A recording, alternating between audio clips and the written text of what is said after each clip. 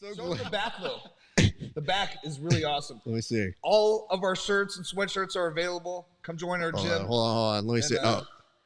Oh, bro. Have all these cool clothes. Just wasn't exactly expecting that to be the post. But you know what? Hey, this is a warm welcome from all the photos that you guys normally post up, because I can't tell you how many times you guys have all lost your shirts whenever you're doing this. Yeah. Legitimately, I've never worn a shirt this long in the gym.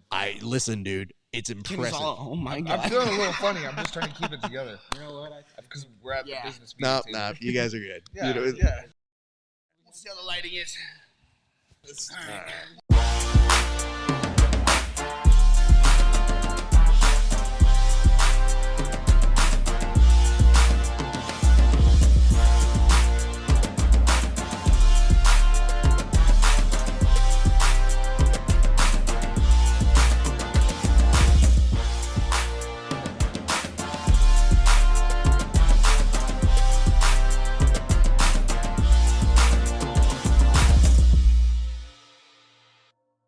What is up, ladies and gents? It is your friendly neighborhood BJJ podcaster, Raph Esparza, and I am joined here today by some friends. We'll get to them in just a second, but listen, when we get a group of hooligans together, you look at them, you've probably seen them if you've watched Subversiv, but we'll get to know them a little bit better here in a second. But before we do, a couple quick reminders. First, if you like my show, and I hope that you do, check us out at patreon.com/grappling hour. For just $5 a month, you can see our interviews 30 days before anybody else. And for a few extra dollars, you can see extra bonus content not available anywhere else, including tape studies with the athletes, technique breakdowns, extra content, extra episodes that we don't put up anywhere else, and a segment called Roast Raph, where people roast my competition footage. You don't learn anything. I sure as hell don't on those segments, but you do laugh if the guest is funny. Sometimes the athletes are very not funny, and that makes me mad. But nonetheless, it is, for some reason, the most popular segment. Additionally, you can check us out on, let's say, raphisparza.com/merch. If you want to get yourself some Grappling Hour hoodies or t-shirts, I hear they're very warm. How do I hear that? I say it to myself because they are incredibly warm. So I hope you guys like them. Go there, support the show. It goes directly into making this and buying the equipment that makes all of this go. Last couple reminders. Find us on Apple Podcasts and on Spotify. You can find us at Grappling Hour there. Be sure to rate and review wherever you watch this. And if you're watching on YouTube, like, comment, and subscribe. Those things do help us. And if you don't know what you want to comment on, by the end of this video, I will give you a prompt. And last but not least, if you want to continue the conversations that we have here on the show, head on over to Grappling Hour on Discord. All right, let's get to these fine young gentlemen that are right next to me. I mean, let me put it to you this way. They impressed us at Subversiv. And the weird part about it is, I wouldn't have pegged them all as a team, or a faction, I guess I should say. In pro wrestling terms, when you get a group of more than two people, they're sometimes known as a faction, sometimes the NWO, sometimes DX. And in this particular case, when they branded themselves, it made a slight pause in my ear because they already knew their marketing well. They refer to themselves as the Interracial Dream Team, of which they will now introduce themselves one by one. But ladies and gentlemen, please welcome, live from Riverside MMA, the Interracial Dream Team, consisting of... What's up, guys? My name is Tyler Beneke, and I am a member of the Interracial Dream Team, or the Faction Action. Yeah, happy to be here. It's going to be fun. Yo, thanks for having us. I am also a member of the Interracial Dream Team, and my name is Larry Stroud, and I'm very happy to be here. My name is Ken, and I'm made stronger by being a member of the Interracial Dream Team. Good promo work. By the way, I thought we were going with Kenneth, but you shortened it back to Ken. So where are we standing on this one, Really sir? hoping to get more Instagram followers. Ken means weapon. Ken means Easier to weapon. Okay. remember. I wouldn't mind that either. So may I ask how that came to be? Why does Ken mean weapon, sir? In Japanese, Ken means sword or fist. And whenever people say, oh, you mean like Barbie? And I'll correct them and say, no, like Street Fighter. Let's go. That's fair. Because the first time I heard Ken means weapon, I was a little nervous about that because I was like, dude, I know you as a pretty friendly guy. I don't compete against you. But I was wondering if for just today, Ken could mean friend. Absolutely. Okay, great. Just I we're think off to we've a already good start. established that through rolling. We did, and you Yeah. were so nice. And the thing is, I know some of what you like to do. And I'm going to be honest. When I saw you rolling and I saw you competing, the way you were trying to send those heel hooks had me on pause on the commentary because I was like, bro, even if you weren't going to grab a fraction of the leg, if you connected at any point, ACL surgery immediately thereafter. That really wasn't my intention at the time. I'm just super strong. And the Rotolo brothers were right there. It was so amazing to be able to perform in front of them. I hope I get the chance to do that again. You know, we were talking a little bit off air about that, and I know it can be very jarring when you see your favorite people there, and then all of a sudden you see, oh, wait, they're on the other side. Oh, did you get a chance to talk to them as you were taking that photo, though? Yeah, I had met one of them before. They're just so nice. They have such a good energy. It really just got me extra hyped up before the match. I didn't know that they were my opponent's coaches. 'Cause a picture with them is my current Instagram profile picture. If anyone wants to check it out, it's at Ken Means Weapon. But as they were in the corner giving him advice, it's really just energizing to hear their voices.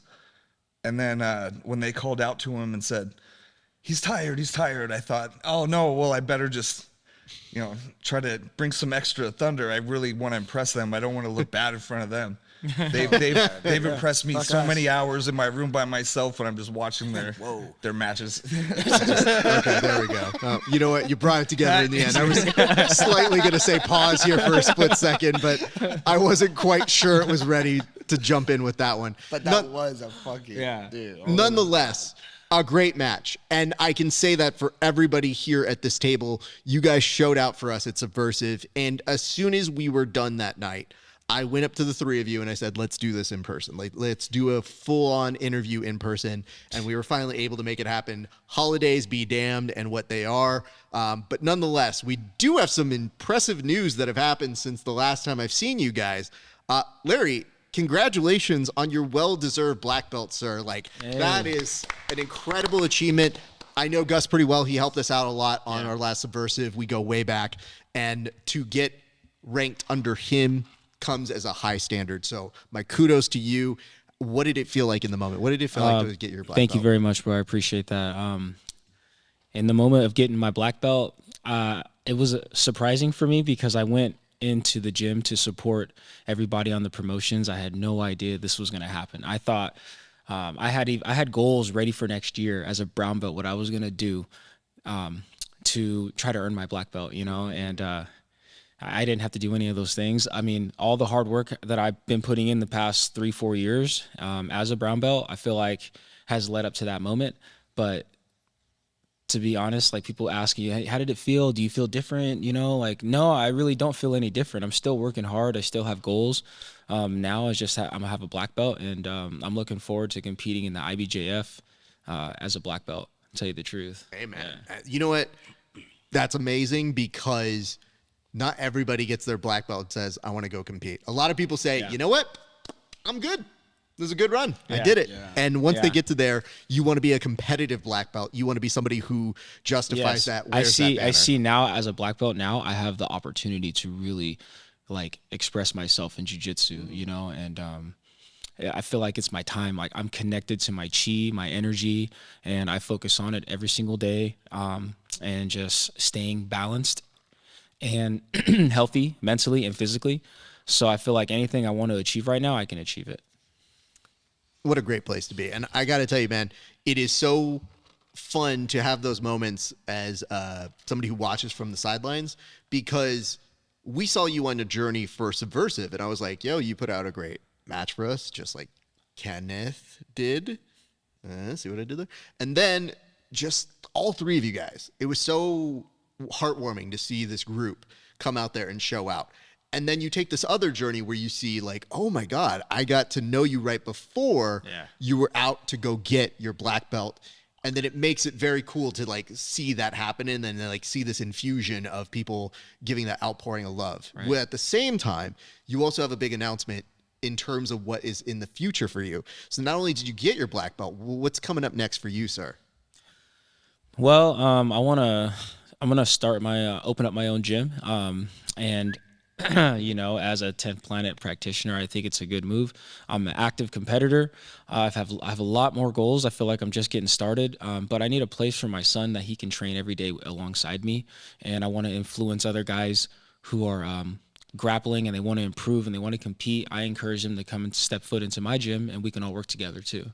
I just want to improve the quality of grappling, do my part to improve it in the Inland Empire, you know. So I just want to encourage all the guys that are out there, stay motivated, and let's all get together and train, just like the Interracial Dream Team does. We're going to get back to it, so don't worry. You're not getting too far ahead of me. Nonetheless, I also have a major apology here, and it's probably best that you are sitting next to me, Tyler, because I fucked up your name in such an So embarrassing way. But let me point this out to you. That's his pet peeve. It should be. And I have to be honest. It's the first time I had messed up your name. And it was in a very public setting. But I tried to make it right. I brought you back on over. The thing that made me aggressively mad about it is I have Ron Burgundy disease, which means I read what's on the teleprompter. In this particular case, our announcer came up to me and he was like, "How do we say this kid's name?" And I was like, "It's Tyler." And then I said your name correctly. And then he said it incorrectly. So we went in. And when that happened, I was like, here we go. It's Tyler No. And like my brain literally melted and I knew it was wrong as I was doing I had it. secondhand embarrassment. I swear I was like, ooh. I was so mad. It wasn't even the way you said it. It was how you said it. No. Yeah. And then You're like, and then I had, because you know what Backwards happened was against the wall. my brain shut down. It went, Tyler, boom. yeah, oh shit. You knew it. Like 100%. And then it was just like, But you still delivered it. But you saved it, and you're like, you know what? No. Fuck that. Bring it back. I Yeah. said, yeah. come back here because I'm like, this is my bad. It's my show. I'm going to make it right. But nonetheless, I apologize to you, sir.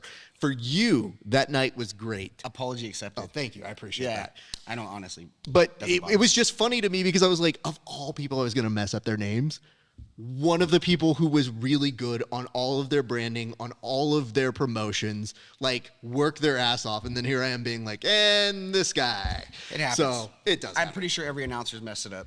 Well, like I said, the fact that it was our announcer doing it there and like he's the last voice I hear, I was like, I know I said it right to him. And then I go into the cycle. I went back to the desk and I go, I have to nail the rest of this show. So that's what I did. Nonetheless, Apology accepted. thank you.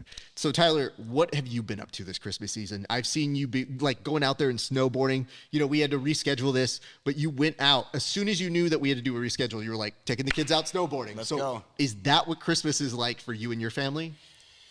It is now, yeah. Thank It God, now? yeah, Okay. yeah. So,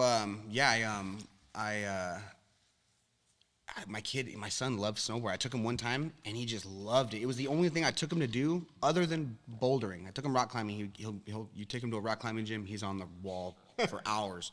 But I took him snowboarding, and he didn't want to stop, and he cried when we left. Really? And I was like, dang, dude, like, all right. So then took him, and then took his older brother, and then they both fell in love with it. And then so this year, my daughter, she's 7, and we got her all the gear before we even took her up the mountain. So we're just banking on that she would like it too, and she did. So Nice. yeah.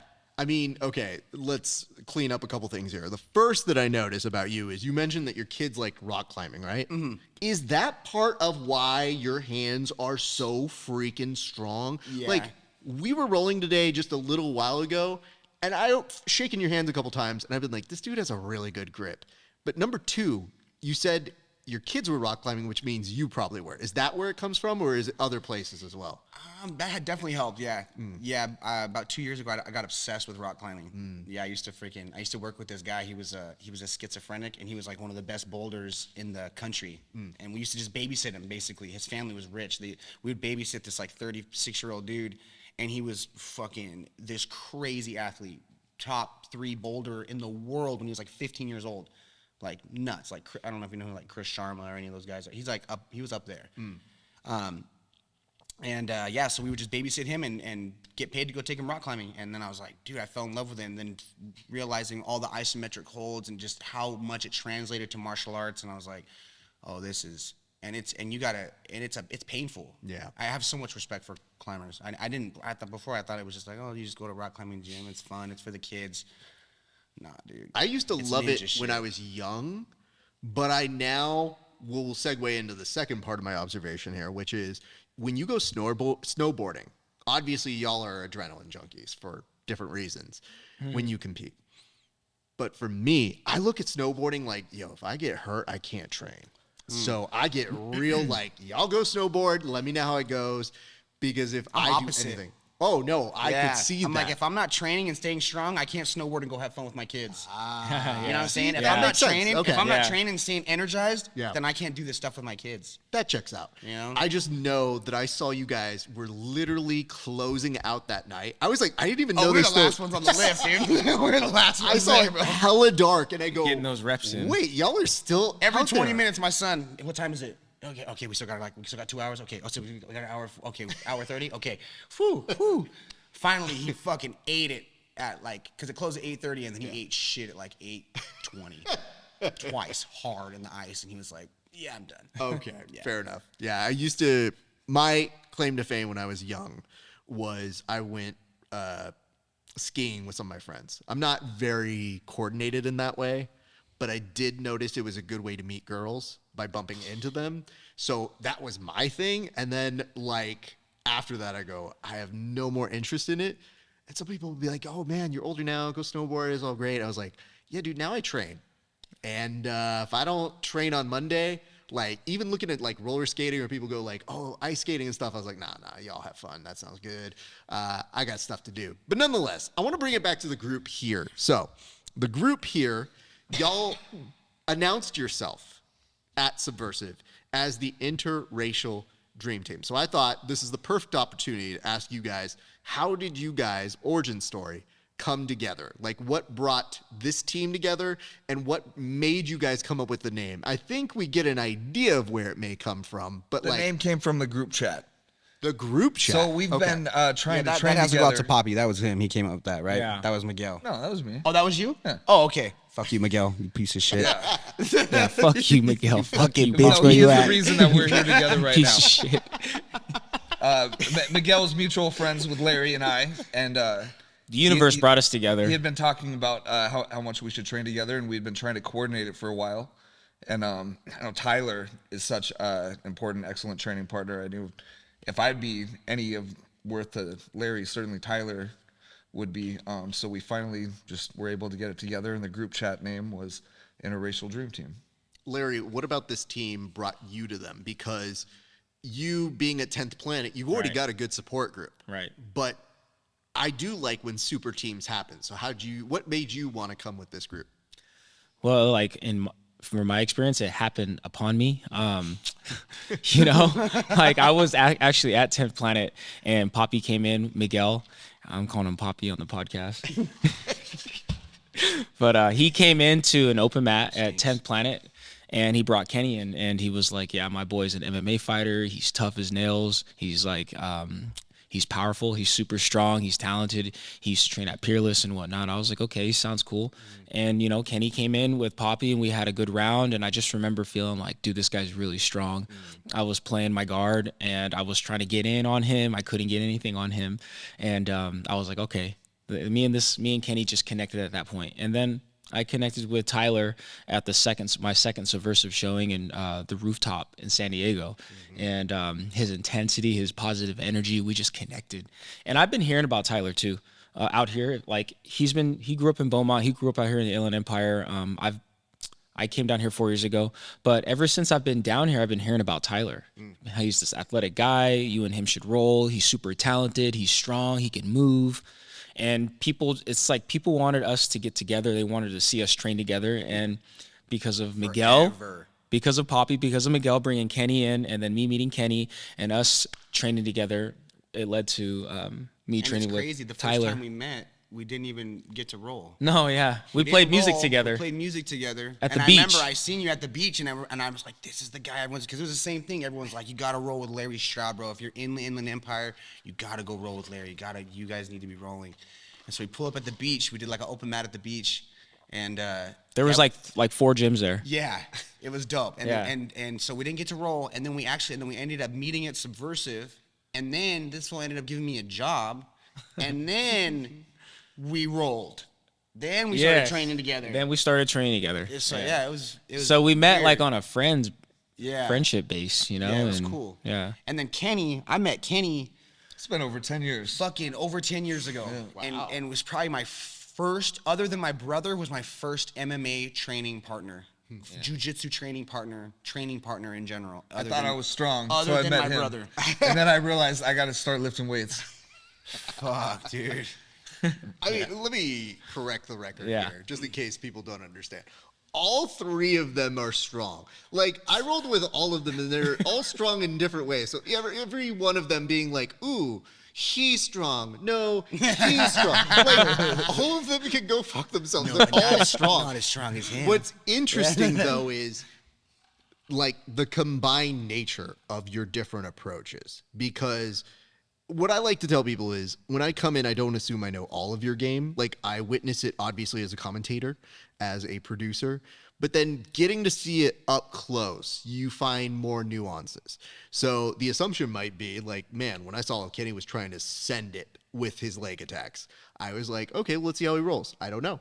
Fucking amazing. And again, very compact, very technical, and very smart about how he plays. And like, those are things that you get to see glimpses of closer.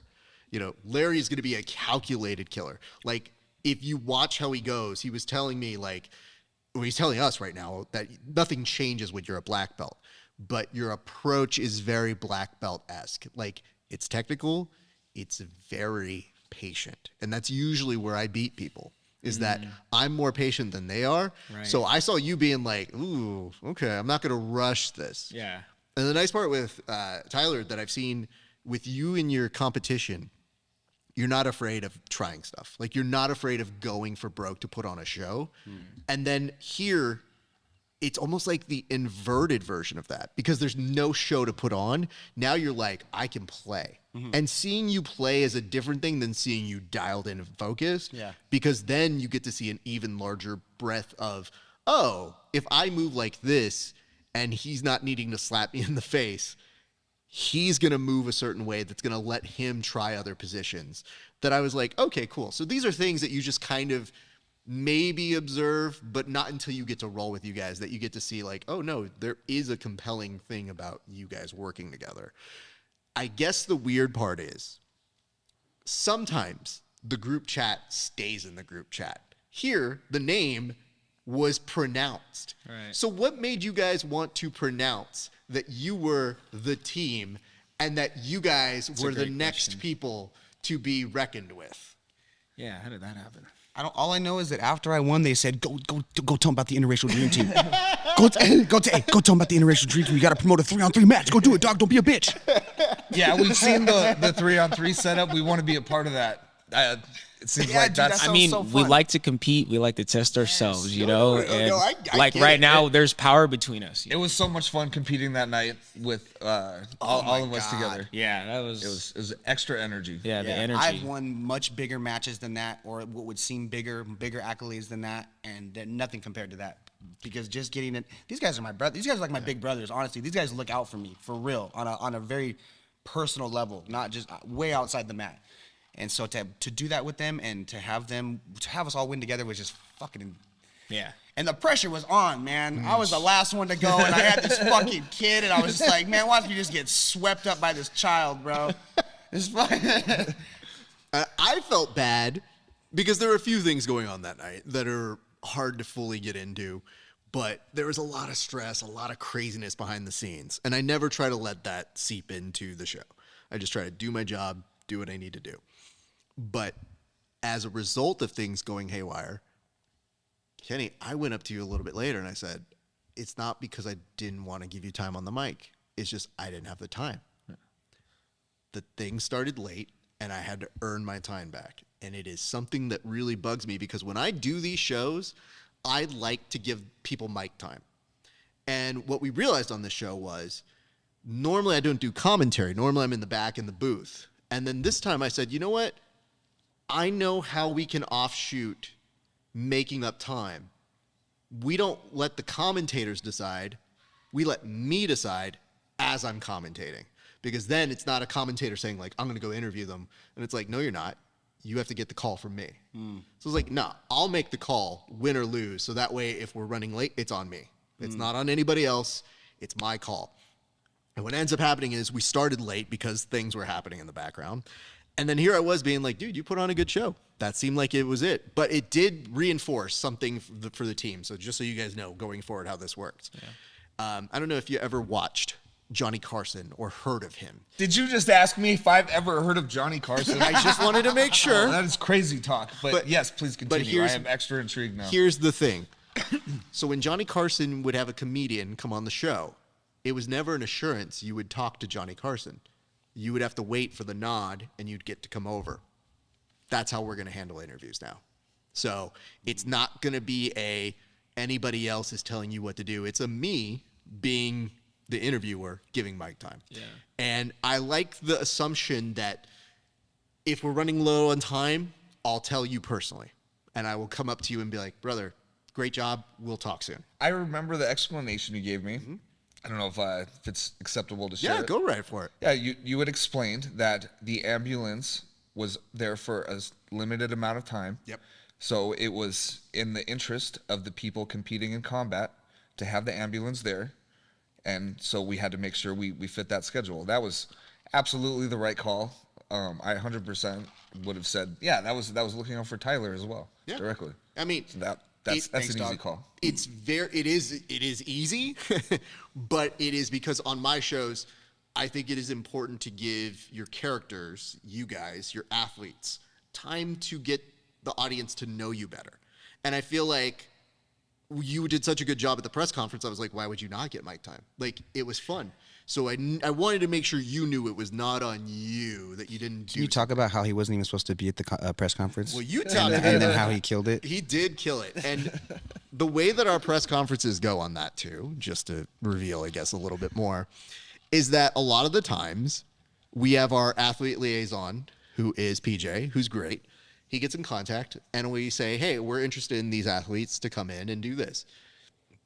And sometimes you get people who are like, oh, he says he'll be here. And it's like, great. And then I start scheduling. I build all this out like I do over there. And then as I'm building it out, they're like, hey, this person's not showing up. And I go, I'm sorry, what now? And they're like, oh, okay. No, that was one, that's what happened the one before it. I do remember that. Right. So many people, yeah. And you're sitting there thinking like, I'm giving them mic time. So, okay, no problem. So in this particular case, he wasn't supposed to be there, but he came with you, right? And when he came, I thought he was supposed to be there. He didn't get the text. I thought, oh no, everyone gets hold on. Once I see the situation and I view who I have, then it's me saying like, if I got time, I will give the time, but I want to hit an hour. I'm very like pro, if we do a business meeting, I want it in an hour or less. I don't want to waste people's time. So if we're doing a press conference, I'm like, I want to hit an hour, but I have these people I have to do. And then we had somebody on the main event who decided he didn't want to show up or, you know, things happen. He comes up. So part of me is like balancing this like checkbook out and being like, how much money do I have? How much time do I have? Who's this? Who's there? And then when you go, he's here. And I go, yeah, okay, let's run it. Let's do it. I've got some time. I'll give 5 minutes here. And then magic happens. So from your recollection, I saw you guys would go and watch this after the fact.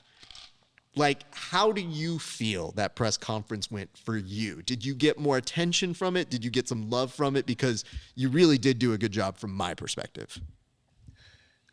Yeah, I got some good feedback from it. When I look back at it, I know I'm already losing my tan much more than them. But I feel that I just didn't really, I don't know if it was the lighting. It didn't really reflect the tan that I had. It could. But yeah, it was a lot of fun. Let me rephrase this question. I asked you if you got good feedback, and your answer was, my tan could have been better. And I know that's what you're thinking, so I'm just gonna jump right to it. I'm glad that you did. Thank you. I mean, what about the girl that you met there? Oh, shit, let's go. Oh, no, that's she's- right. No, hold on. She's blocked. I don't know why. You know that I as don't. well. I'm just. Yeah. He blocked Let's her. move on to the next subject. Yeah. My bad, bro. I wasn't trying to hate. Dog. It's okay. You know what? Listen, this is where the group chat sometimes stays in the group chat in this It's particular gonna case. look bad if Jackie sees it, and then we've talked about this. You two have listened to me for many hours. Let me bring it back here. He can edit this out. He can edit that. Oh, no, He's not gonna edit it I'm out. not 100%. This man is an artist. He's not going to have censorship occur on Absolutely. his own platform. Shit. Okay, so Kenneth, let's go back to this.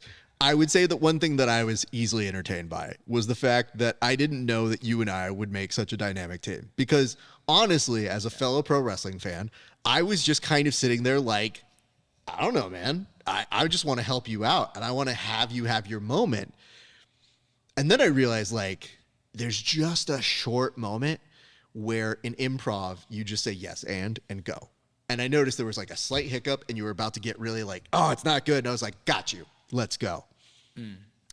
I wanted to come up to you now and see if we can amend two things in one. You didn't get mic time at Subversive. And you wanted another crack at a promo. So I wondered if I give you the opportunity, what would you have said that night? So I'm going to give you the camera, okay? And I'm going to point at you. It's that one right there. That Was center this one there. pre-Trump or after the election? This was after the after the election, right? election. Okay. After, yeah. Okay. So I felt like that didn't inform more, but I would say that camera's yours. That's your camera. So talk to the people and say what you would have said that night at Subversive after winning. First thing that comes to mind is I really wanted to take a moment for everyone to remember in loving memory of Robert Paulson. All right. Besides that, yeah, if I'm going back to that night, trying to refresh myself to the feeling everything can be okay again, knowing that Trump had won. It was just such a good feeling. Yeah, I'd like to really just give thanks to be in America, to have freedom of speech. Hopefully our freedom of speech comes back stronger than ever. Yeah. And I'd like to, again, if I was there that night, just thank Larry and Tyler for everything that they did to help me prepare for this, as well as my strength and conditioning coach, Dave, and Matt, again. Really the whole team at Riverside MMA. Okay. You know what? This is such a nice, softer side of your voice because in the press conference, you were working yourself up. And I was looking at you being like, I think that might have been the thing that was working against you was you weren't prepared. We were going with it. And then I was just like, oh, I want to help my man. So in the future, I'm happy to lend my services to you. I just should need you need to them. come stand next to me with the microphone, and right away, I know what to do Okay. from WWF. Yeah, yeah. It's just from this distance, It. I'm not a business meeting kind of guy, and that just kind of has that feeling, you know? Well, you mentioned pro wrestling, and we were able to share with the leg lock expert here a pro wrestling finisher. Now, Larry, yes, it would be you. Larry, what were your thoughts on the sharpshooter and the figure four that I showed you? Brutal. I love seeing another leg lock that I've never seen before. Like, so that was dope, bro. Really brutal. Like the second one, what was the second one called? figure The four figure leg four lock. leg Yeah. lock. Yeah. I think I've seen that before. And Ric Flair. it's Ric First, I gotta Ric say, Flair there was did a it. certain professor that Yeah, told me it is that not move was fun. bullshit. And I wanted to learn it, and now that I have that video, I'm gonna practice it. And I'm gonna get it on someone. Dude, Yo, we got that video now, and I'm gonna be working that, bro. you know what? I will be honest with you guys. Be tapping all the white belts and Ric newbies in Flair that. just does it too fast, and I get Yeah. distracted by all the yelling. I- I can't break it down. I have a, that water? how do I put this? I, over the years, have put together some secret kind of training things. But when you talk about that, there was one moment where a friend of ours by the name of Hanato Canuto and Mikey Musamichi were at a gym that I was training at. So a friend invited me, and they know I do the pro wrestling. So I was showing them that exact same set of moves. Yeah. And I just hear in the corner Mikey go, "Can I see that again?" And I was like, "I'm sorry, what?" And they're like, "Yeah, show it again." And like him and Canuto are both like studying it intensely, and I go, guys, I can't teach you this move. And they're like, why? And I go, because you'll hit it, and I think you're going to fuck somebody up with it, like Yeah. real bad. It's brutal, bro. And they go, Like, what do you mean? I go, if I do it, I have all the control.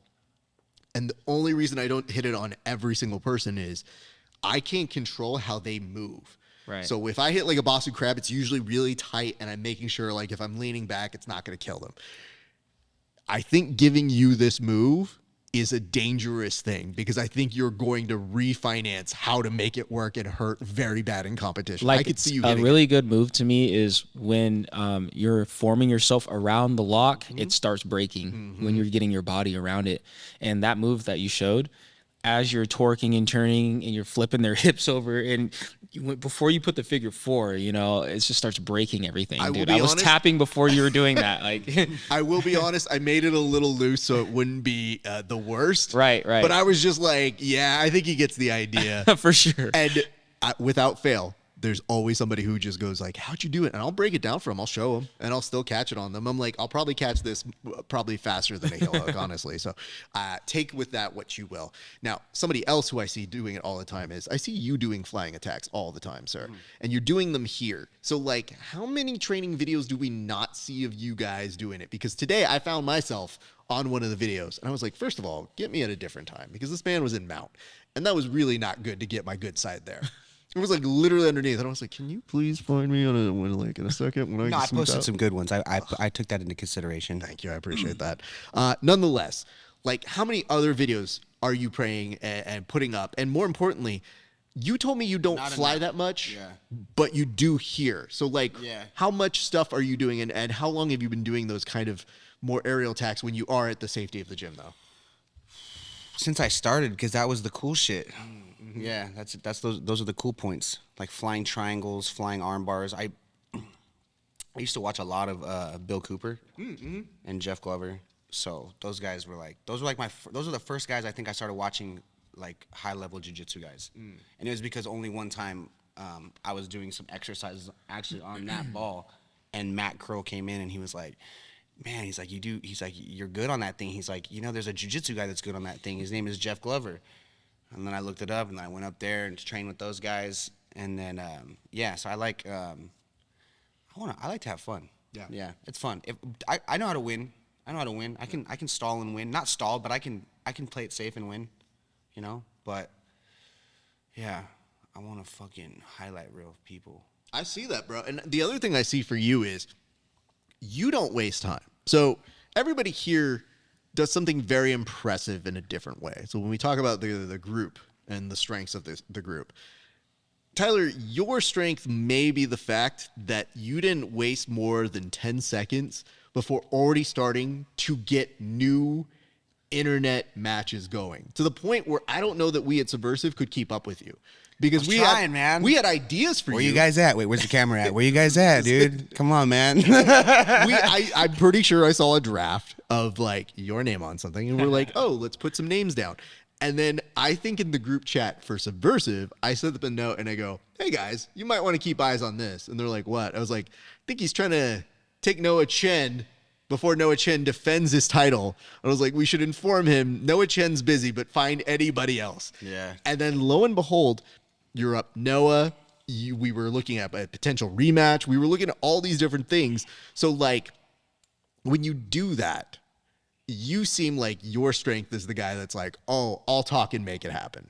Yeah. So what prompted you to start going after some of those people? Because I was like, yo, you didn't waste any time. Noah Chen literally probably flew back home and got that notification. Just for the fun of it, and just because like you have to strike when the iron's hot, and you have all that momentum and all that energy from the win, and maybe even a little false confidence. You know, I was thinking about calling out fucking Conor McGregor at that moment. You know what I mean? I was just so I felt so alive with my homies. You know what I mean? Like The natural high is unreal. I would have called. I was for real. I was up till fucking 4 a.m. No stimulants, no drugs, just high on life, just crazy high on life. But yeah, man. And he's the only person I see that has an actual belt. And whatever it is in my fucking evolution, in my human mind that wants another one of those belts, I just like those things. It's just like a cool accolade to have. Can I point this out? that this is the part that humored me as an EP of the show, is that I messaged our guys and I go, I don't know if he knows, but like we don't have a team thing going on like next. But then all of a sudden, our CEO looked at me and he goes, I mean, we can maybe make something happen. I go, all right, just keep it in mind. We don't have it immediately, but perhaps it's coming sooner than later. We just know that when we have those big events like the San Diego card, we sometimes look for those things. So we definitely put you guys in consideration, but we're happy to try and find other things in the meantime. So I thought that was a very effective use by you. And it made me chuckle because everybody you're calling out is stuff that is either on our cards, friends that are on our cards. I'm not afraid of any of these guys, just to be clear. This combat jiu-jitsu shit does not scare me, and I'm not afraid to go to sleep. I will tap if you guys attack my feet and my arms. I need to work, but if you choke me, I will go to fucking sleep. I'm not afraid of any of this shit. Like, this is fun. Yeah, I feel it. All right. I want to go into a little bit of origin story because we got you guys here. And obviously you all started training at different times. So what I'd like to do is try and figure out across the table, when did you guys start jiu-jitsu? So one of the first questions we ask is, Kenneth, we'll start with you. When did you first start training, period? Because did you find yourself in martial arts as a kid? Were you doing other sports? Because first of all, you're in too good a shape that you weren't playing other sports. So where does your sports journey begin? I did martial arts as a child, but that was Taekwondo, Kung Fu, Sansu, up until yellow belt. And I was husky at the time. I was not an athlete, and that never helped me in any fights in high school or anything. I was 21, 22, I'm not sure. I was a paralegal at the time. And I was in a cult, and I saw this fighter that had a tattoo on his chest that had a religious significance. And I saw that he trained in the town that I was living, and I felt like this is like a sign from God. I guess I've got to go start training with him to be ready for the rapture, you know, like that whole type of thing. Mm-hmm. And I went and started training with him, and it changed my life. Mm. Yeah. Okay. So we're going to come back to this in a second, but do you remember your first day of class? Yeah. I went in and I was expecting to see him. The first day of class, it was a traditional type school. They separated out the beginners from everyone else. And there was a man named Jack. He was missing some fingers. So he did gi in a really weird way. He was a really, really good teacher. The black belt at that school didn't teach us anything. He just sent us with his blue belt Jack. And that guy was really nice. I was pretty intimidated, but also super hyped up because I was expecting to see this professional fighter that I had, you know, provoked me to go there through his tattoo. He didn't actually show up there for like a month. It's kind of funny. Finally, he showed up one day, and I just signed up and started training, and I just went there every day, always asking. But the professor or whatever, the head coach there, he just wasn't really friendly or didn't like my questions. I don't think he liked this guy either. One day he finally showed up, and he was dropping off ticket sales money because that teacher was still his manager.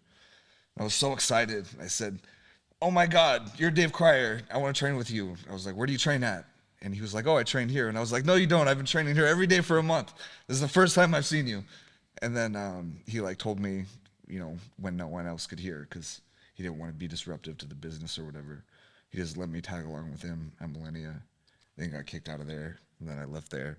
And we were at Temple. That's when Tyler came in. Sir. Appreciate that, man. Yeah. Well, I do want to learn a little bit more. Time machine, dude. Yeah. We'll kind of space this out here in a second, but Larry, you know, for you seem like a natural athlete as well. But where does your athlete story begin? Well, I played football like when I was a child in Pop Warner down in Lake Elsinore. But as soon as I got to high school, I didn't play any sports. I felt like I was burnt out. I played a lot of years in junior American football, and I did pretty good. So I got into high school, and I was on the varsity team at Elsinore as a running back, and then I just stopped playing football, and I just wasn't interested. But jump all the way up, I moved to Bakersfield like around 2010. And I was working at PF Chang's, and one of the guys there was like, dude, you look like Baby Rampage. I was like, I don't even know what you're talking about. We were by the dishwasher. I was putting plates in the dishwasher, and he was like, dude, you remind me of Baby Rampage. Are you a wrestler? I was like, no, I don't know what you're talking about. He goes, you got to go to my friend's gym. It's called the Underground Fight Club. This is in Bakersfield. I went in there, Underground Fight Club. It was in his warehouse off Rosedale in Bakersfield. It was just nothing but like roided out dudes on steroids, tattoos, just beating the shit out of each other. And the gym was just old school MMA, and they had weights in there. And there was a fellow in there, his name was Chris Downham. At the time, he was like the legend of Bakersfield. He had been training down south with like Jacare and Machado and stuff like that. And he would take what he learned up to Bakersfield. And I ran into him, Chris Downham. He showed me a lot of the stuff that I know in my foundation of jiu-jitsu. And then I moved down to Temecula and hopped on Team Quest as an amateur fighter there and went 3-0 and was doing pretty good there. And then moved back to Bakersfield, and I started doing jiu-jitsu with Dan Camarillo. And that was, I want to say in 2014. Yeah. Dan Camarillo, Guerrilla Jiu-Jitsu. Let me ask this though: why MMA? And I feel like this is a question I got to get from all of you. But why MMA? Because it was the first gym that I walked into, and I just remember everybody that's what they were doing, and I used to think that jits guys were pussies, and so. Especially, I used to think 10th Planet Jiu-Jitsu guys were pussies. That's what I used to think. And now look at me, I'm a 10th Planet black belt. But I've twisted it up a little bit. I have an MMA background and foundation. I would actually do much better in MMA because I can use all of my skills, all of my athleticism. You're not limited. Yeah. And so that's why I liked it. But it's just an easy transition into combat jits. Yeah. So. All right. Tyler, I'm going to come to you now. What exactly got you into the start of your jiu-jitsu journey, sir? My mom had this boyfriend that she'd had like a while ago, and he had it's a funny story too, because the guy that actually started training me fought the guy that started training Kenny. I heard about this guy through my dad. My dad told me, so he didn't really like this guy at his Alcoholics Anonymous thing. And my dad was ordered to go there by the court. Okay, it wasn't like, he was like a quitter or anything. But he was always telling me about this guy that he thought was just like pathetic and didn't like him. He was like, he's got this one tattoo here and this other stupid tattoo here. And then he's telling me one night about this. He was bragging so much. He says, I got this youngster. Life's going so good. This guy, he's going to make it to the UFC. He's so good. He's so strong. And he's got so much potential. I'm going to coach him all the way to the top. And life's good. And my dad just thought, you are such a fucking loser. And enough to share that story with me. And we had a good laugh about it. And then later, when Tyler was telling me about how he started training, and he told me this guy took him to a racquetball court, and they would just, spar with gloves, and he was all spun out, and he was telling me about the tattoos he had, and I was like, oh my God, that's the guy from my dad's Alcoholics Anonymous group. And small world, Yeah. So it's like almost like if you believe in, it's hard to deny God with these coincidences because they're so small in calculation. Yeah.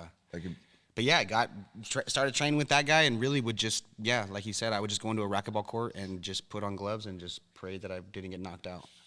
Spar with a gladiator challenge heavyweight professional fighter, a grown man. Yeah. When you were how old? And how old was Matt? 15. Yeah. He's all spun out. He's like, put these gloves on.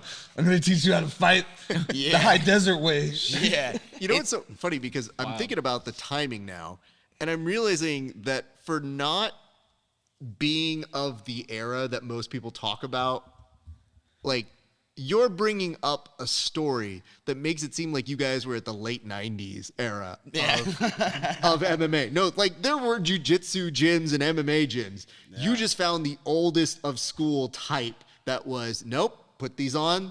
You don't know much, you're going to learn, and this is how you learn. Yeah, and if there was gyms, there wasn't many. I know there was Millennia. Mm-hmm. I know there was it Apex Riverside, or something? Submission. Icon. They've been around a long Riverside. time. Yeah, there wasn't much around here. But started doing that, and then he would kind of take me to jiu-jitsu gyms, and I didn't really know much. And then I stopped doing that. And then fast forward maybe 8 years later, I think I was about 25. I started training at this kung fu studio with my brother, and then this guy brought us down here. And then the first day I came here, I sparred Kenny, and then I met Dave, Kenny, Matt, Josh, Chad, and that's when that was my first introduction to jiu-jitsu. I thought I was so good at jiu-jitsu, and then he would come in and beat me with just strength, not even doing the right things. And if I would catch him, it would be the most ridiculous thing, like an Americana from guard. But I couldn't triangle him. I couldn't get an armbar. I couldn't take him down. I realized also, like, my takedowns are terrible. Every time we would go to do takedowns, I would try to think about what I need to do, lower my hand, whatever. And the next thing I know, I'm just like looking down at the ground. He would do a switch double from like 15 feet away, like Jordan Burroughs, and then just elevate I used me. to have a good double, really good double, and I had no wrestling. It was just from Instinct Instinct is what you had. Okay. I would fight a lot on the street, and I used to double people on the street without even knowing what I was doing. I'm super far away. Yeah. Or I'm like, there's no danger here, and then that's it. It is funny because you sent me some of that, like off air, we had talked about it.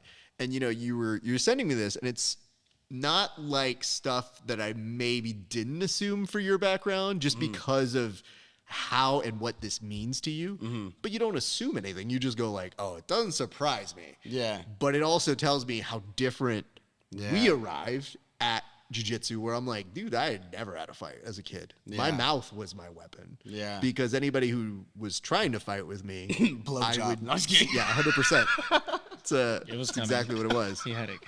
This He is. had it coming. Let me. Who had it coming? Let's kidding. talk about that, sir. Second of all, I like the fact that this just tells me how the mouth did not work for you, and maybe why you ended up in so many fights. Oh yeah. And it also lets us know that when you're sorry. really pressed up against your back against the wall, you're like, you need a blowjob? It's either this or this. And like, I don't really feel like doing this, but if in a pinch. That was a reach. But it was a little setup. But what It I was a would reach. do is you'd get a point where you would realize if I roast these guys bad enough, they don't want to fight anymore. And that's what happened. And then I was like, oh, this is crowd work. And then you just start making fun of the guy and you're like, oh, another thing, you guys ever take flights? What's that? What's that all about? And I was like, that's where I learned how to do comedy. Yeah. And I very quickly honed that part of me. But for me, seeing everybody's journey is very cool. The follow-up question we do now is always, what made you do it as more than just a hobby? Clearly, you're here and doing this in a way where it is important to you, that you do it professionally, that you aspire to be even bigger. So what made you, do you remember a specific moment or a thing in your kind of upbringing in jiu-jitsu that made you say, like, I think I kind of want to do this? Maybe as not more than just a jiu-jitsu, hobby? but MMA. Okay. Yeah, I remember sparring at that racquetball court in Beaumont, and I remember they brought in a guy, and he had 14 pro fights, and I had never competed, just fighting on the street, and I just remember whooping his ass and thinking, like, if this fool is a professional MMA fighter, like, this is what I want to do. And I was already getting in so many fights that MMA just seemed like the right outlet. Like, I was just like, well, fuck, this is made for me. And then jiu-jitsu, I got serious about jiu-jitsu getting embarrassed in MMA, getting choked out in my pro debut. I was a white belt fighting. I had my Bellator debut at 145. I was still a white belt, thinking I can get away with just athleticism. And then you get to that level, and it's just like, you realize real quick, like, no, there's technique that you need to learn. Yeah. And so that's when I started thinking more diving into the art of it. Larry? Yeah, like the same as Tyler. Like I've always been an athlete, and so jiu-jitsu gives me that outlet and that ability to express myself, in my athleticism. Because if I'm not doing this, when it comes to kickboxing or jiu-jitsu, my body just goes out of whack. My mind is I just feel unstable. So literally, to stay healthy mentally and physically, I train jiu-jitsu, and all the other blessings have come because I've given it more and more of my heart and my time. So. Yeah, that's why I love jiu-jitsu. Can I ask a follow-up specific to you? Mm-hmm. You were coming from a team sport in football. Right. Like, how did you make that adjustment to this? Because it's different. Like, a lot of the times you have that team element, you get really good at it. And one of the things I try to do is when I build my students in jiu-jitsu, Like, I do inform them. Obviously, there is an individuality to it, but I like to build the community that makes them know they have a foundation. Not everybody realizes that day one, and especially if you're competitive. Right. So what was the difference for you going from football, a team sport, to jiu-jitsu, where it is a little more individual? Well, like when I walked into Team Quest down Dan Henderson's gym, I walked into a room where they were already training. The professionals were training on the right side of the room, and the amateurs were training on the left. They were trying to kick me out. They're like, "You can't be in here," but they let me stay and watch. And then that same day, within like the next 10, 15 minutes, they asked me if I wanted to join them, and that's when I got put on that team. So I went through 11 of their guys right then and there, and I was automatically put on. So I saw the team in it, and I just never separated like this is an individual thing versus a team thing. I just saw it was always a team. These are your brothers. We're working together. We run together. We diet together. We train together. You go in there alone into the cage, they close that door, but you have your coaches there with you. You have your family. So I always, and you have God, I always feel like you have somebody or something with you. That's how I always feel. Appreciate that. Thank Yeah. you. Kenny. I wouldn't say it started out this way, but at this point, I just really enjoy it. I enjoy training. I look forward to being able to perform, and not just to be able to show off, what I do in training, but really just to be able to show my friends like some entertainment. But do you remember, though, what got you in? Because for you, you had a very different journey, again, than everybody here. And obviously, you have the MMA element to it. But, like, what drew you in? Was it still the same of, like, having this friendship and showing off cool things to your friends? Or do you remember a moment when you were just kind of like, oh, I do mess with jiu-jitsu. Like, I do like this a lot. It's addicting. For anyone who hasn't tried it, go try a free class anywhere. But Dave Cryer really just guided me a lot. I really wanted to become stronger physically, more capable of fighting, and he helped me to make all that happen. So when did you start feeling like you were strong? Because clearly, bro, like, you tell the story of, oh man, I really wasn't a good athlete and I wasn't strong. But like, we can acknowledge now that that's clearly changed. Like, you are a strong human being. Like, when did that kind of seep in? I started to feel strong about myself when I was lifting in Dave's garage, and he started to tell me that he thought I had good numbers, because I knew that meant it was. Yeah. I didn't really know a lot about powerlifting. I understand the technique and everything now, but he would just tell me how to move to make sure I didn't hurt myself. Just tell me max effort. And I went from not being able to squat much at all. I couldn't even squat 200 initially. And then once I hit above 300, I could remember back to, I did play high school football, although I never got to play in a single game. I was, at the time, like probably 100 pounds, never got any help or attention. When I finally, back to those high school days, in those lifting rooms, there was a 300 club, right? Where if you could lift 300 in one of the primary lifts, like, your name would go on the wall. And then there were people that had, all three of those. And then there was the 1,000 pound, if it was 1,000 pound combined. And even though that was like a high school thing, and I'm a grown adult, once I finally hit that as an adult, then I started to feel strong. I mean, it's an impressive achievement. And I don't know if people realize this, but like, even when I was in high school, I could lift things that I can't lift now, but it was in a way that the technique and the purpose of it was stupid for me. Like, I was on my freshman football team, and they were having us do stuff that was just more to show off or build a little bit of definition, but I don't know that it helped us. Like, now when you work with actual S&C people, it's good to have direction, because I feel like so many coaches just try to instill you being tough for lack of technique sometimes. And for me, I was like, I didn't understand that. I was just doing what I was told. And then I would be like, I'm weak as fuck. They're like, I didn't push this harder than I needed to. I was like, I didn't need that. Dude, I was a wide receiver. I needed to be fast. So to me, I'm like, the durability's good. But now part of the reason why I use an S&C guy is I want to be on the mats forever. So I'm not trying to be as yoked as y'all. I want to make sure I prehab my stuff.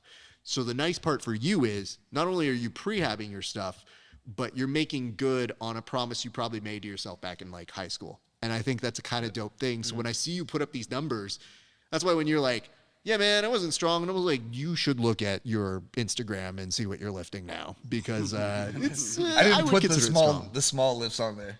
There were a lot of falls, a lot of bad technique that led up to that. I'm sure you do, bud, but I would tell you it is some impressive stuff. And again, as somebody who's We got to say for a moment, thank you to the Louis Simmons, even though he's gone. He made such a great contribution to the whole world through all of his work in powerlifting and sports-specific training. appreciate that. Thank you. You know what? It's always interesting to me that you get to like hear all these different journeys. For you guys, now having kind of heard it for each other, does it elaborate more? Because this is more of a recent group that has long history between you guys and now starting to build your own chapters. But does it kind of fill in some gaps? No, we for you? partied together Nah, all it the might be time. recent, but it's real. Yeah, we spent some time We together know since each we other's met. stories. Yeah. Yeah, we've been chilling. Yeah. Because to me, I always love the fact that when I hear these things, for me not knowing you as well, is that it makes more sense when you say, oh, I come from a football background. And I go, oh, yeah, I could see that. Because you're absurdly strong in a way that when you're rolling, you didn't see in the rash guard. You're just like, dude, I forget you're freaking strong too. But that probably happened during football, like that development process. Yes, I would say so. And so when you do those things, it's like, oh, right. That's why he has this agility. That's why he has this nimbleness between moves. Is most that people- why? This man is correct. On point. I'm just saying. On Is point that podcast. the real reason? Tell them, Larry. No, it really is. It's true, bro. When I was a running back, and I used to pride myself, and I still do. Like, you can't take me down. It's really hard to keep me down. Like, Fucking animal, dude. I will say, so, okay. Did you say you got good genetics for being a running back? yes. You could say that. I would say this, though, is that there is also elements of you guys that come out when you're rolling. So, like, Kenny, you're playful. That is fun. I like that. Tyler, serious, but you could be so much more loose when we're doing that. Larry, 100% saw your competitive side. And it's not like a mean or a vindictive competitiveness. It was, you said this to me where I didn't need the permission. You just go like, we can keep going. And I was like, everybody knows what those words mean, Larry. I was like, I know exactly what you're doing, but I also want to see what else you have because I want to learn. If I'm here, I want to take the time to absorb and feel what it is that you do. And to me, I'm like, I will never turn down rolls. So I'm the guy who's always like literally on the side of the gym being like, I just feel like, like 5-6 minutes, it's just not long enough, And like 12, like 2 rounds, 3 rounds is a good solid some round. very bad news for you in the future. When you get to Masters 2, they legitimately cut you down to like 4 minutes. Oh, I mean, I can finish it. Like, I can finish these Brother, matches fast. nobody's questioning your But ability to finish. for like to get the feel, and just have fun with it and the flow. Like, I like to tell people this. I'm like, the first time I saw that like a Naga was 4 minutes, I was like, I'm sorry, what do you want me to do in 4 minutes? I was like, I'm not even warm in 4 minutes. And part of the reason why I now will compete more is I go, the journey for me now is that's the challenge. Because I know I can roll with somebody for an hour straight, not a problem. But how can you implement your game in a shorter amount of time? That's becoming like a new game that I'm playing where I go, oh, if we were rolling at my gym and it was just me and them, I feel like I could beat this guy like X many times. Now it's like, how can you do it in this short of a time? Right. So to me, when you're like, keep it going, I was like, dude, I don't even feel warm yet either. So yeah, that's fine. I just love the fact that as you were doing it, you were like, you could keep going. And I was like, I know I can. But one thing we did agree to very quickly, both you and I, was I don't know who set the times, but when it was like a 2-minute round, all of us were like, what is that? Like, I didn't do shit for 2 minutes. Like, no, run that over. So, Yeah, that was James's fault, dude. He set the timer, dude. well, first of all, James has been a wonderful addition to this group. I will not speak disparagingly of James. However, I would say there are manuals. I'm happy to help if necessary. It's just when I had 2 minutes, I was like, I'm not going to do anything important in 2 minutes. I don't know That about was these his guys. escape plan. Things going bad. You know what? I've come up with some fun stuff in the past for very, very nice things. Gentlemen, it's very nice to get like a better sense of where you guys come through, but I'd like to kind of space this out. And one thing that I don't tend to do a ton is, I don't tend to have like 3 people that I'm interviewing all at once. I thought I would open it up for you guys to ask any questions you want to each other, because now you're this conglomerate, you're this faction. So now you know each other fairly well, but are there any questions you would like to ask each other? You guys gonna drink some salmon tonight? Right. Okay. That's probably the first thing I thought was coming.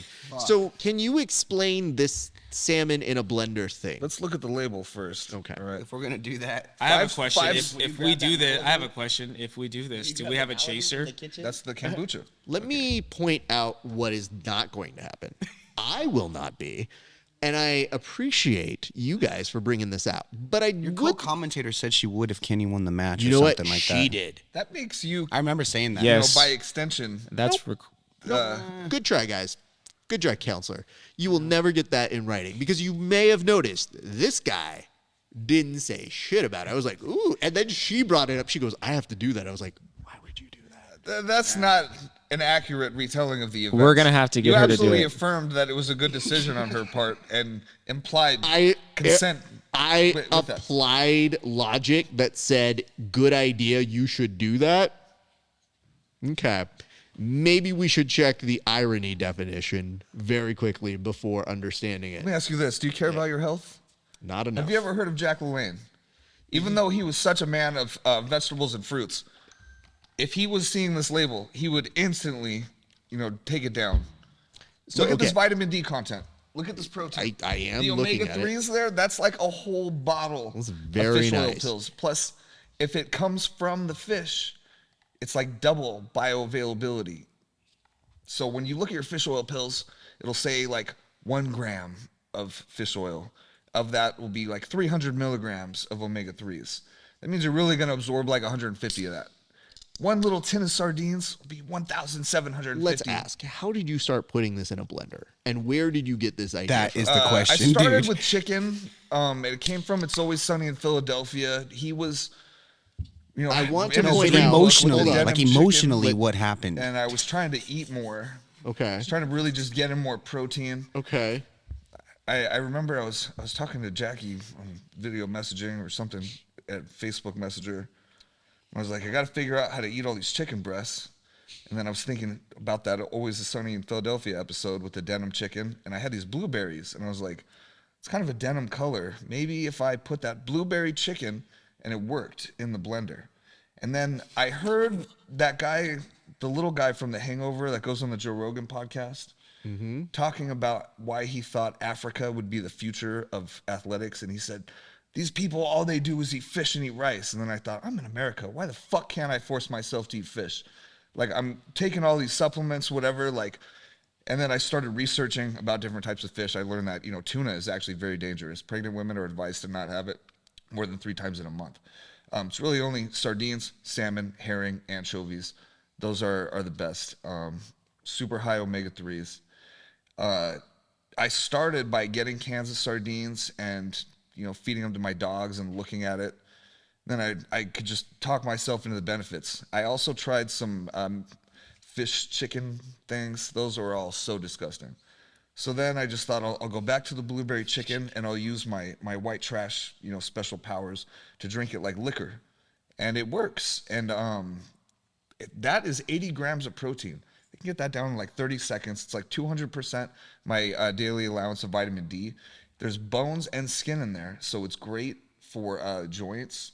You don't have to take MSM or conjoin or boswellia or any of that stuff if you just eat fish bones, right? That's what your ancestors would tell you to do.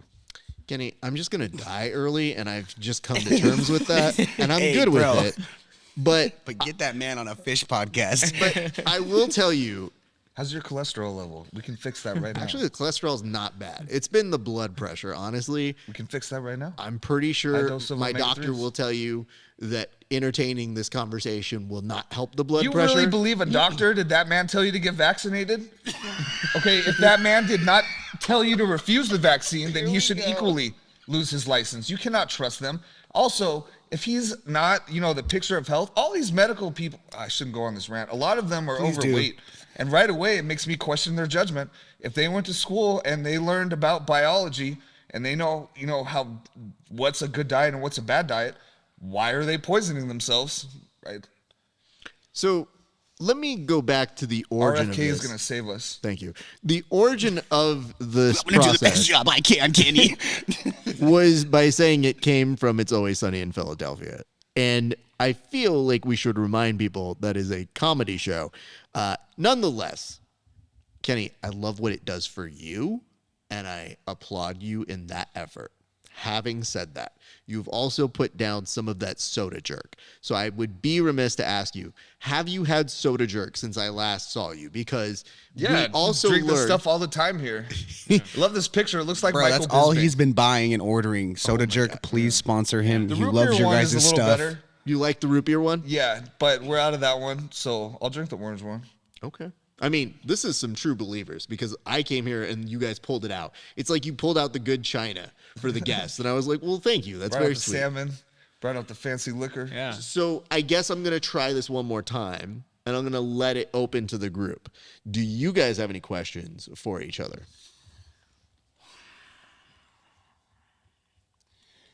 Did you, Larry? Because Larry he collects like Japanese sports cars. Okay. Like Hondas. Okay. Only Hondas. Be honest. When you bought the first one, was it before or after Fast and the Furious came out? Tell me the truth, Doc. Totally after. When But you walk into I this fool's wanted them garage- before Fast and Furious came out. Bro, his garage is Fast and the Furious, guy. Larry, how many Yeah. cars do you own? Let's see. I've got. Well, we should qualify that. Be specific and say Fast and Furious cars that are not street legal. Well, I'm also a Ford guy too. So I have two Fords. I have a Ford van and a nice Ford pickup truck. I've got two RSX Type S's. One is fully tuned on race gas. Call it the V8 Killer. And the other one is actually right outside this building, my little grocery pusher. It's all championship white, JDM out. It's super clean. It's pretty quick too. Silent, quiet. Okay. And I have a Honda S2000 as well. Clean. It sits in the garage. So are you going to leave this sport at some point and become a racer? Because this is a... No, because he likes Hondas. Well, fair. But My other skill is driving. I can actually outdrive most people I know. really? Yeah. Yeah, you get into that no, you flow can drive. state. Okay. It's scary. Yeah. Anything on wheels, I can get on a street bike, do stand-up wheelies, get on a dirt bike, climb a mountain. I've done all these things. I can get on anything and just go-karts, cars, bikes, anything. Just have so much fun. Life is always fun when you're like naturally gifted and talented. Yeah. Yeah. Like Moses, who was the humble man that ever walked the earth. Larry, I guess I should ask this, even though I know the allegation was that you were more into it given the Fast and the Furious. But when did I you... always wanted one of those cars after Fast and the Furious. Well, when did you find that you had this like for different types of Why cars? did you choose the Honda 2000? When that I Well, know that was the car that won in the race. No, it's but because he made fun of it. It's like, I feel like it's within me. It's like, I'm part Vietnamese and maybe that has something to do with it. Like, but my brother, we grew up in San Diego, Temecula area back in the early 90s, mid 90s. And this guy, he had a bunch of Camaros. He would always take me to the street races in San Diego, Escondido, way out there. And all the car, while I was in his IROC and his Z28s, his Camaros, and they were fast and they were nice, I was always looking at the CRXs going, the Supras, the Trianos and stuff like that. And I was always into the imports. So If you were to create kind of a team for driving, what would their roles be? let's see. Tyler would be, he'd probably, be like the navigator. Okay. Yeah, he could be the navigator. Okay. And let's see. Ken would be like the safety. He's putting the gas in. He's putting the gas. Yeah, he's gonna be putting the gas in. He's a little too heavy, too solid. We can't have him in the car. you can't get Yeah, he's too much weight. He's too much weight. We gotta, This race is going down in a highly diverse populated area. We can't bring Yeah. Yeah. Kenny can hold the money when everyone places bets. Hey, that's no, good. for real. That is the. You know, honestly, having the pink slips is a very important job. Yeah. I do wonder about that. man. So, all right. But that's all good my to know. cars are super clean. I take care of them. Yeah. Super loud. super loud. I would imagine so. But you know what's funny? Okay, so we should be very clear about what happened earlier this week. So we were trying to figure out like a time to do it in person, and then by accident, Larry was like, "Oh, I'm in San Diego." And then, I was like, dude, all happens, not a big issue. And then I saw my man had some cars on his story. And I was like, what are you doing in San Diego? So did it involve a car excursion while you were in San Diego? No, I was just out there just making some money, just working, and just happened to get home just in time where the sun was going down, and wanted to take one of my cars out with my son, washed it, took some pics. No, I Just mean, appreciate my car a little I bit. saw it and I was like, I'm impressed. Like, that's cool. Like I built those cars bottom up. bottom up. Yeah. Wow. That is impressive, sir.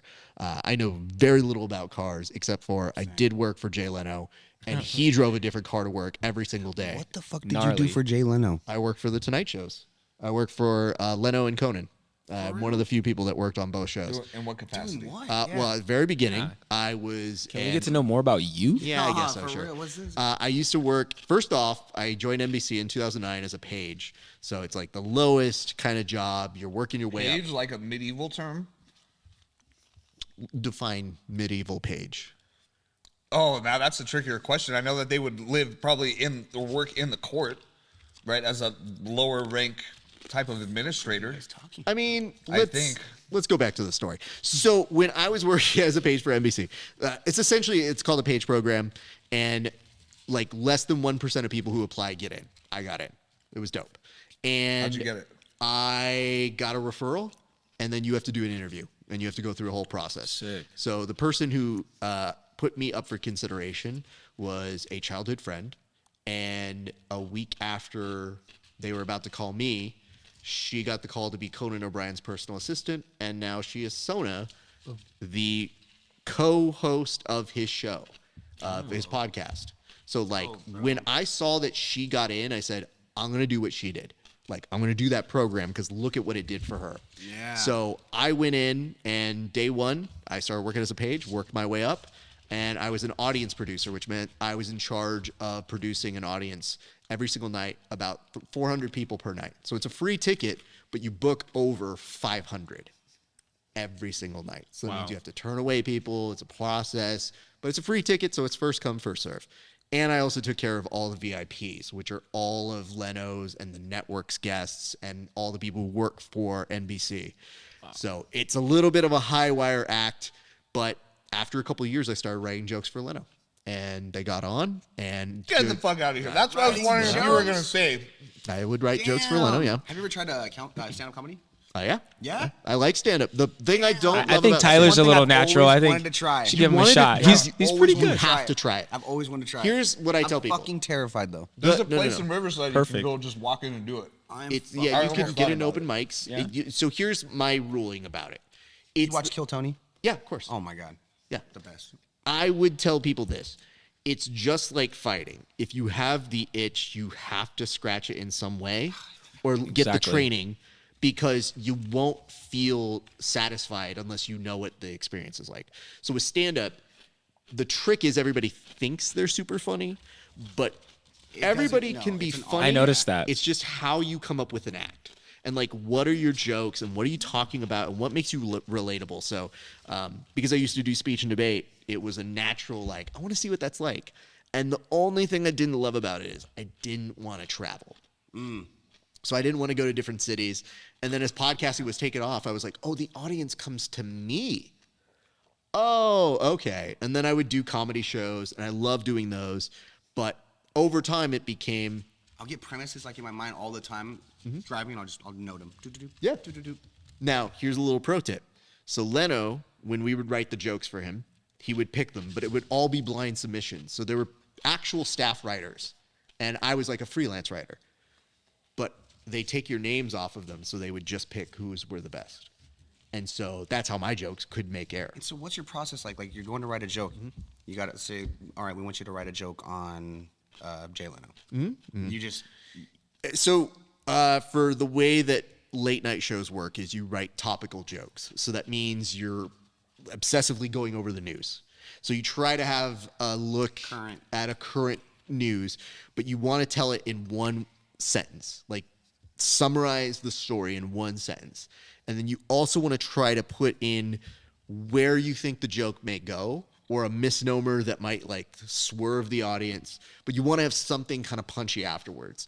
And it's usually finding the irony of it, the thing that puts everybody on the same side, if people feel a certain way politically, like all those things. But the weird part about Jay is Jay had a policy of 50-50, like 50 Democrat, 50 Republican jokes. So it was like no matter what you did, it was very apolitical for the most part.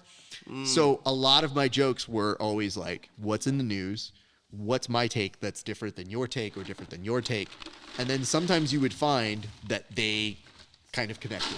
So I would be surprised because like after the first time, they don't tell you when your jokes would make air.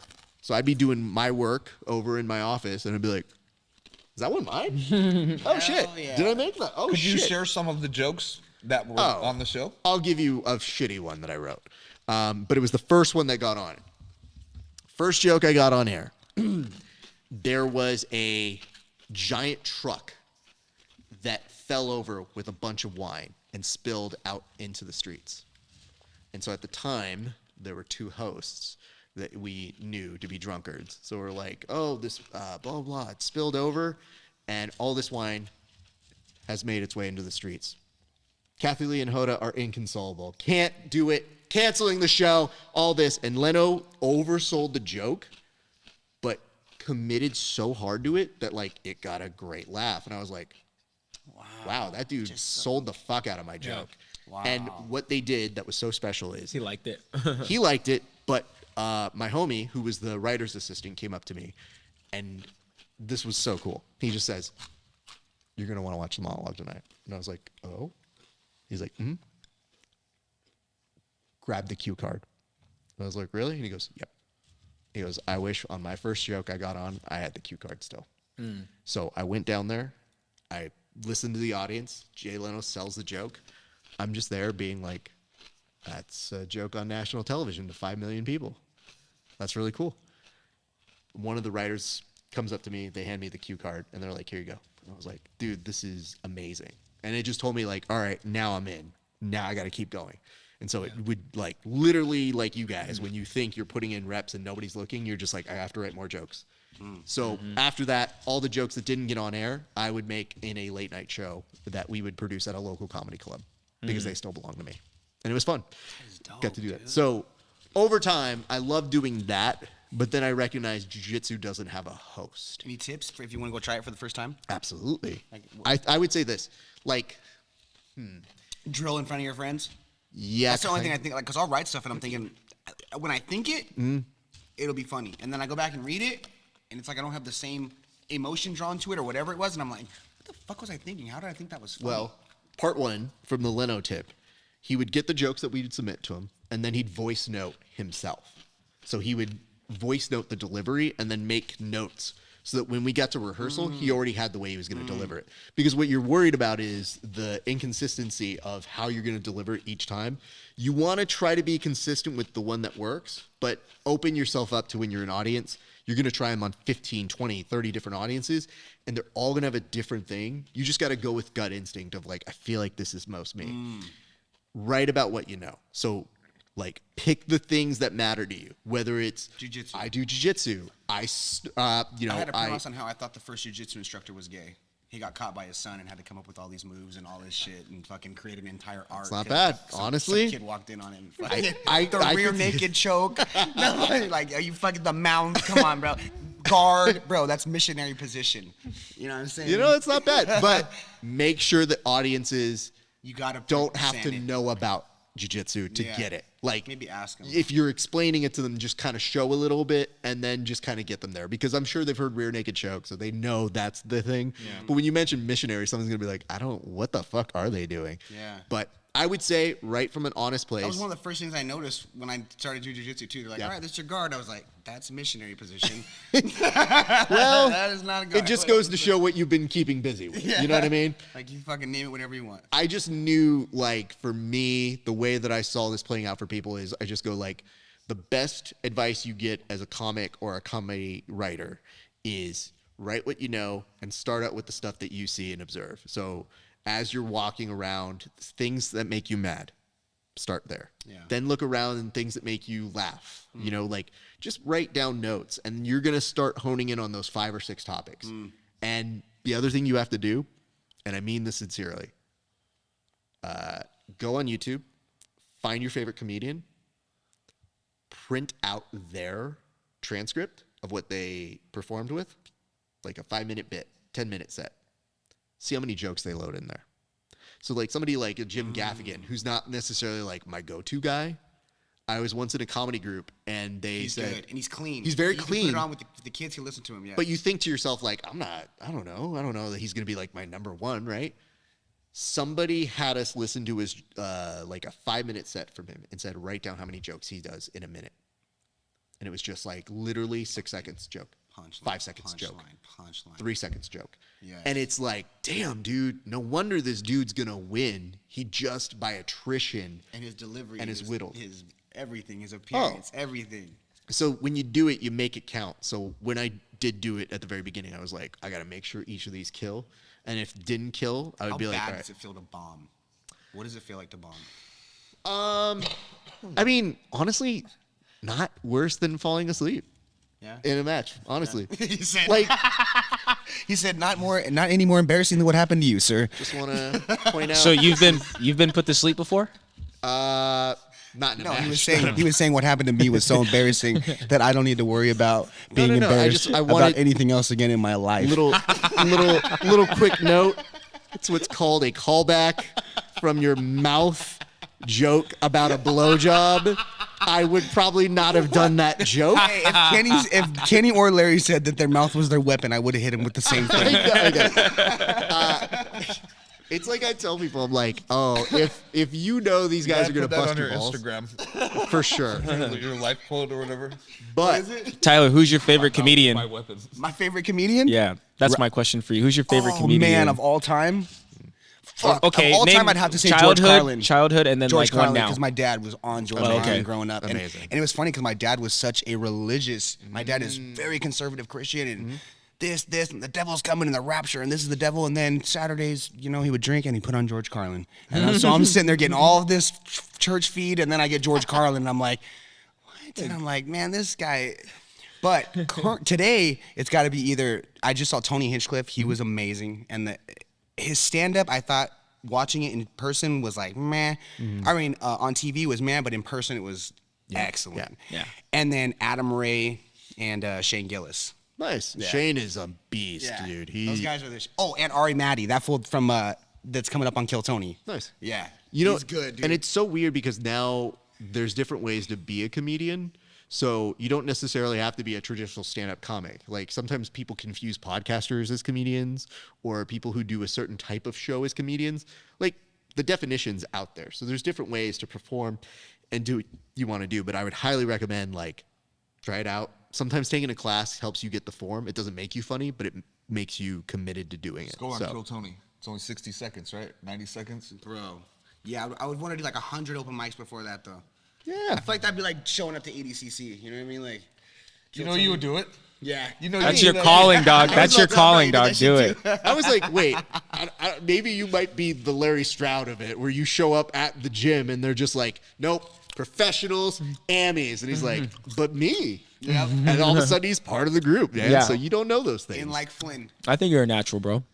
But yeah, I would highly recommend could be a it. curve. So if you ever do come up with the set or something, you're free to send the jokes to me. I'll look them over and I'll give you some notes. All right, I'm man. happy to do that. He'll be the Jay Leno in your life. dog. Yeah, absolutely, man. No, that shit's fun. Well, gentlemen, I think we are slowly approaching the end of our time together, but I would like to do this. I would like for you guys to go ahead and plug your people, talk about the people who helped you out, who have been great to you. So I want you to shout out sponsors. I want you to shout out like your teams, anybody who helped you within the past few months, even year. Let's just say it's the end of the year here. So I'm going to do this. That camera right there is going to be all of yours. So I'm going to start with you. Actually, Larry, I'm going to start with you first. Okay. I just want to give a big shout out to my main sponsor, Jiu-Jitsu. You know, they support me so much with gear and clothing and hoodies, hats, and everything. And just want to give them a shout out. Also to Eddie Bravo for starting the 10 Planet System. I am a believer. I'm here. My coach, Gus, thank you so much for opening the doors for me and allowing me to come into your gym and train under you. Thankful for these guys right here. You guys are like my best friends, my brothers for life, dog, you know, and Kenny. Brother. I don't care what they say about you, dog. I love you, dog. But yeah, that's good. I'm just looking forward, and thank you to Subversiv too. Just keep giving me the opportunities to go out there and showcase what I can do. And that's pretty much it. Sweet. Yeah. Kenny. Dr. Michael, the Spine Chiro at the Spine Chiro. He's helped us out a little bit already. He's going to be helping out our whole team. We'll be posting, on Instagram about that. Tyler's going to be able to do double backflips probably after this. Oh, boy. So I'm very thankful Donald Trump won, and I'd like to remind everyone of, his principal message from his inauguration speech in 2016. He said, really what brings people together is success. And he said, doesn't matter what color you are, whether you're brown or black or white, we all bleed the same red color, patriots. So I'm very happy again to be in America and not in North Korea or in a country where I can't say and do what I want. At least I can come to the gym, I can fight with my friends, and we can make fun of each other and have a good time. Fuck yeah, dude. America. Yeah, dude, I gotta thank these guys. These guys are like my brothers. Kenny, just fucking always being there for me. Excellent training partner. Anytime I needed somebody to corner me, he was there. No questions asked. I didn't even have gas money to give him. He was there. Larry, as soon as I met him, gave me a job, fucking took me right under his wing, started showing me some of that gay footlock shit. And then, I gotta thank you, man. Thank you for coming here, dude, and fucking giving us a platform to express ourselves and to... Man, this is cool and this is fun and you're a badass and I'm not gonna fucking lie. I completely underestimated your jiu-jitsu. You are a fucking stud, bro. And for real, so for all of you out there, this was a stud. And then I got to give a huge thank you to Matt Curl.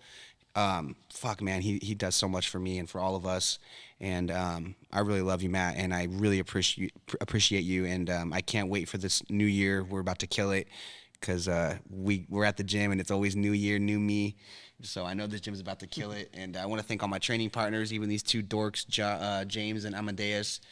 And my family and my kids for putting up with me training all the time. Thank all of you guys so much. I couldn't do this without any of these guys. Anything. I couldn't do none of this. So thank you guys so much. Appreciate that. That's very nice of you guys. I would say this before we sign off. I'm going to put the group shot on one more time, and I want you guys to put a challenge out or say what you want to say as the interracial dream team. Like, this is your chance to say it as a group. I don't know if you noticed this, but if you look at how we shot this, it looks like the perfect platform, like a press conference for you guys. So what is your statement for 2025? And what do you have to say about those who maybe want to crack at the interracial dream team? To the people that want to crack at the interracial dream team, you're fucking toast. But please, anybody around our weight, what's your weight, Kenny? Currently, 178. What can you make? My grandpa was in the Holocaust, so cutting weight comes natural to me. I can make it down to 145. We'll take three people anywhere from 145 to 180. Yeah, we'll take three them. people from 145 It doesn't really to matter, 180. right? We just want to put on good matches. If people think that their style or energy can beat us, Bring it. We'll be their huckleberries. Yeah. Just they've got to have some type It's of friendship hucklebearer. or something. Otherwise, we could just find three random guys down at the bar, right? So we don't see any other teams. Maybe there's some Brazilians out there that want to try to work their magic. We believe in catch wrestling. Well, Larry, not entirely. He's going to help us become a little bit more gentle and tricky. But we believe that got some together secrets. we have the style to overcome anyone. and we're gonna build on each other's strengths. We're all gonna become stronger, more technical. No weaknesses. Together we have everything, like Captain Planet Group. That's right. Okay, well, once we hit the Captain Planet, that's the time to sign off. Hey, guys, I want to tell you guys, thank you so much for watching. We appreciate you guys. A couple quick reminders. First and foremost, if you like the show, patreon.com/grappling hour. Go there, $5 a month. See these interviews 30 days before anybody else. And for a few extra dollars, see the bonus content that also goes directly into this show. It does not go anywhere else. There's no gambling debts. There's no shit like that. It just pays for this stuff so I can keep doing dope shit like this. Additionally, if you guys are watching right now and you have not liked or commented or shared or subscribed, what's wrong with you? You made it all the way to the end of the video, so that means you probably liked it. And if you need something to comment on, let's start with this. Let's go ahead and have you guys in the comment section say your favorite comedian. You can tell me who it is. Maybe I've worked with them. Maybe I haven't. Probably haven't. But you never know. Or at the very least, maybe in some region, I worked on a show that they've worked on. You never know that. So anyway, tell us who it is and tell us why you love them, and that would be great. Last couple of reminders. You guys can get merch, Grappling Hour merch. But I got to say this. This is super sweet, and I didn't even say the niceness about this, but look at this. These guys anointed me on day one showing up here. You got the Riverside merch, Riverside MMA, Riverside Kickboxing. Thank you guys so much. And I mean, look at this, dude. I love the logo, by the way. Yeah, this is actually Matt's sweater. I borrowed it. I'll give it right back. I'm so Show glad. the back, though. The back is really awesome. Let me see. All of our shirts and sweatshirts are available. Come join our gym. Hold on. Let me And, see. Oh, bro. We have all these cool clothes. Just wasn't exactly expecting that to be the post. But you know what? Hey, this is a warm welcome from all the photos that you guys normally post up, because I can't tell you how many times you guys have all lost your shirts whenever you're doing this. Yeah. Legitimately, I've never worn a shirt this long in the gym. Listen, dude. It's impressive. Oh my God. I'm feeling a little funny. I'm just trying to keep it together. You know what? Because we're at the business meeting table. No, you guys are good. Yeah, Let's see how the lighting is. All right. This is how you know we're interracial. Actually, me and Kenny are sort of the same I've been complexion. really trying to tan, but if I But bring Kenny's up the usually armpit, pale white. now you can see. Yeah, Kenny's usually much whiter than me. And then Larry's he's like mixed black. He's almost black. He's two things. He's Asian I'm like and a black. Vietnamese He's cop. Tiger Woods.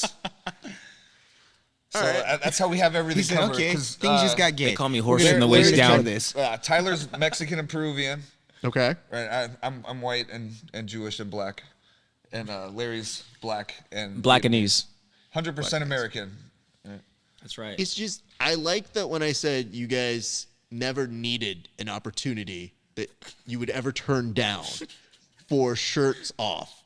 You decided at the very end of the show, you made it all the way through. And you know what? Honestly, people, fucking little right you now, dog. should have expected it. It's so You guys weird. look big. I can see. I should have just put the over Hey, under. thanks for the sups, dog. Yeah. No, I feel pretty shredded right now. On his Alaska. camera, yeah. Dude, Yeah, I all feel of you pretty guys shredded, are yeah. in good shape. Let's put it this way. Do you guys all need a minute to go ahead and I need to do some give it- push-ups and get a pump. Let Honestly, this is not a reflection of how I look normally. Yeah, Kenny and I Been are carving single up, too. sitting here getting cold. I should really just let you guys sit here for this and not close and not tell you when I We're like, finish okay, the later, show. Raph. Hey, who's out there right now?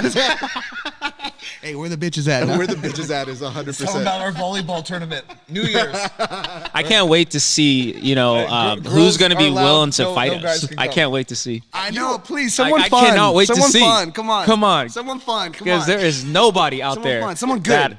that, I fear anything. Like, Yeah. And we want the opportunity for belts, right? That's a part of this 303 thing. Right? nice belt, even if it's a team belt. Why do you need a belt when you barely have anything to hold up at this point? I don't know why is there a can belt? wear It it drives all us. I've got 4 belts and they can't hold I've my got pants some up. nice belts too. Yeah. Okay. Okay, well, I was closing the show, and things happened. After hours. Yep. All right. Last couple reminders.